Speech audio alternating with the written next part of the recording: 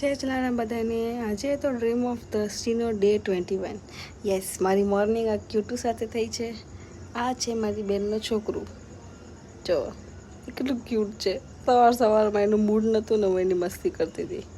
Yes, કેમ કે કાલે બહુ લેટ થયેલું નવરાત્રિમાં આવ્યા પછી. તો પછી હું ત્યાં મારી બેનને ત્યાં સાસરે જ સૂઈ ગયેલી. પછી જો એ કે મમ્મી મને ખાવું છે હવે, તે એનો વેઇટ કરતો હતો જમવાનું. પછી ત્યાંથી હું નીકળી ગઈ હતી મારી પીજીએ આવવા પાછું, કેમ કે બસ હવે દીદીને મેં કીધું હું જાઉં છું હવે.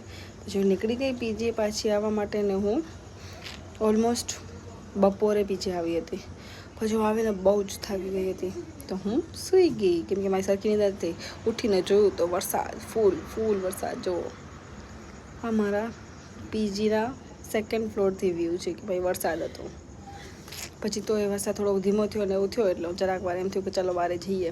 તો બહાર ગઈ તો વળી પાછો વરસાદ ચાલુ થઈ ગયો. તમારે સાઈડમાં ઊભું રહી જવું પડ્યું, એટલો બધો વરસાદ ચાલુ થઈ ગયો.